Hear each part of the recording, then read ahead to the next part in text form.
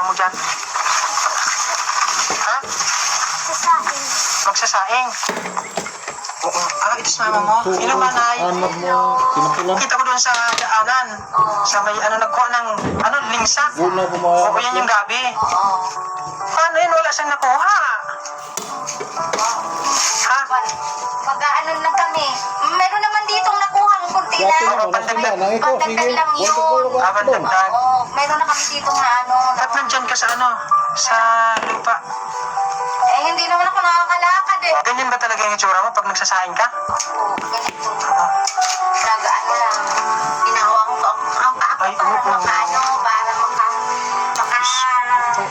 makarating doon kung magluluto ako para makarating dito. Hinihila ko at saka binubuhat ko ang aking paa. Manay, ang layo ng mga bahay dito sa nasa gitna kayo ng anong tawag dito, ng tubuhan. Oo. Tubuhan, oo. Anak mo yung lalaki yan? Oo. Tinanong ko? Oo. Aalis na daw kasi magtatrabaho. Oo. Oo. Anong trabaho noon? Ano lang siya, sa bukid lang. Bukid? Oo. Si Rachel? Yung nakatulog ko dito sa pag kung anong gusto kong gawin. Kasi minsan, hindi ko naman kayang gawin pagluluto. Hindi ka na ako ka din. Nga naman dahil ka ko.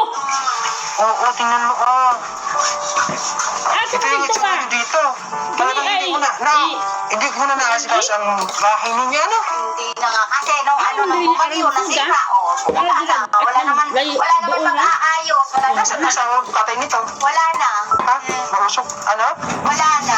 Iniwanan kami. Iniwanan. Umuwi na doon sa kanila.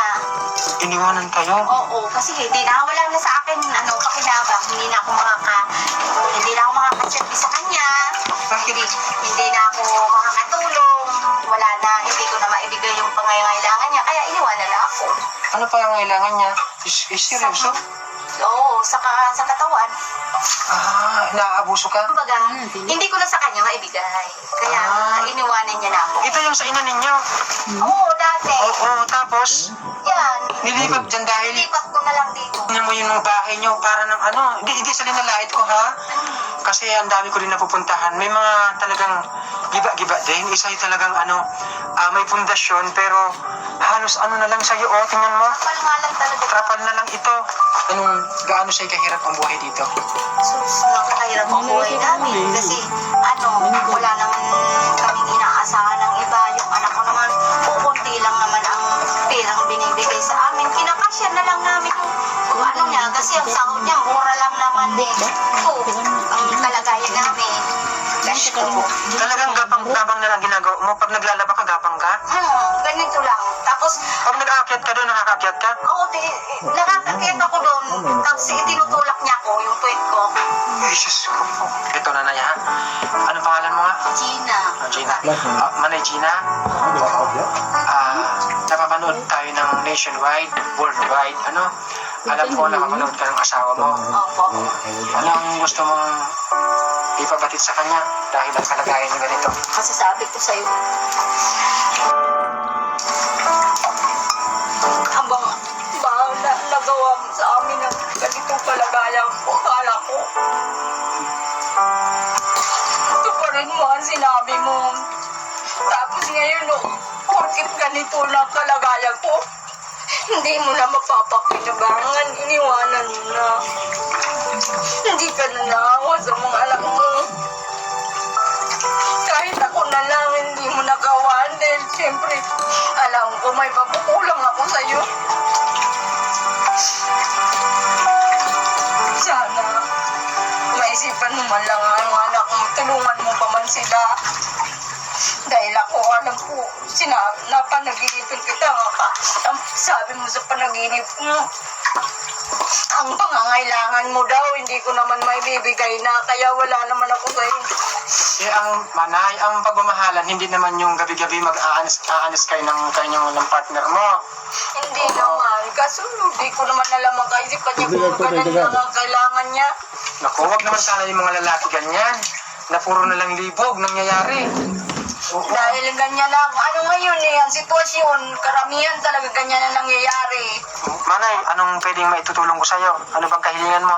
Sana ako hinihingi ko lang matulungan ako sa kalagayan namin dahil wala naman kaming inaasahan. Sana kung sino man may awa sa amin na gusto kaming tulungan sa aming kalagayan na to, humingi ako ng tulong sa inyo. Sana maawa kayo sa amin dahil sa kalagayan kong to. Humingi ako ng tulong na saan magtulungan ko. Yan lang ba palaging kinakain ninyo? Gabing Amerikano. Yan gabi lang palaging kinakain ninyo? Oo, minsan. Pag nandito yung anak ko, bumibili rin kami ng bigas. Di sa isang linggo, isang beses ka nakain ng bigas. Oo, pag bumibili rin kami ng... Inaano namin, yung unti-unti namin yung Ay, bigas Diyos, ba't na... yung unti-untiin? Dapat huwag niyang tipirin ang sarili. Wala naman kaming aasahan na kung maubusan kami ng pagkain, wala naman kami... Bigas ba ang problema mo? Oo, O hindi na ako magtatagal, Manay, kasi nakita ko yung sitwasyon ninyo is napabayaan mo na ng bahay ninyo. Ito, yung damitan ninyo, kalat na kalat, tapos huwag kang magagalit sa medyo nag-aamoy na din yung kwarto niyo. Talagang napapabayaan mo na.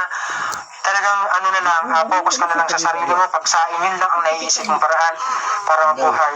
Oo, kasi wala na akong magagawa, hindi na nga ako nakakapaglinis na bahay namin.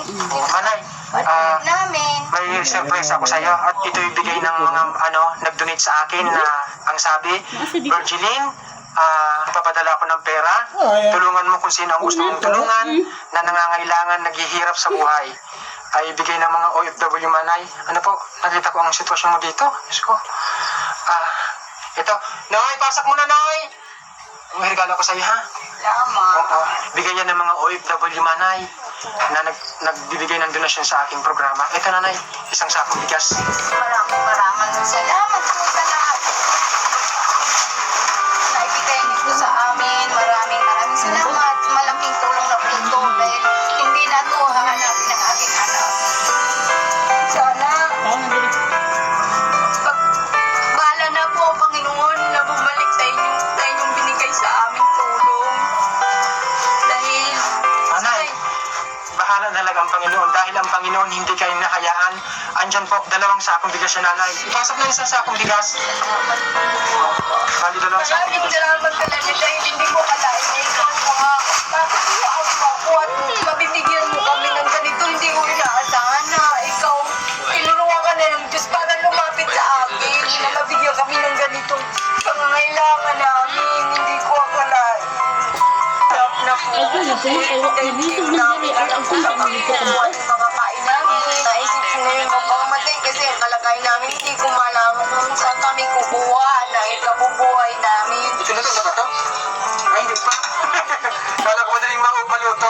Kaya Hindi ko nilala. Tingnan mo, dumi-dumi mo na. Oo. Banay, bibigyan kita ng contact number, ha? Contact number. Yan lang ang bibigyan ko sa'yo, ha? Contact number lang. Dalawang sakong bigas. Oo. Itong contact number ay, ang number ko ay 20. Oo, yan lang 20 lang number ko, ha? Opo. Kontakin mo ako, ha? Opo. Oo. 20 lang. Pusero lang Oo. kami dahil. Hindi, 20. Okay. 20 pesos. Natik 20 pesos ang kakabal nito. Para sa'yo, Nanay. Ay, salamat. Maraming salamat.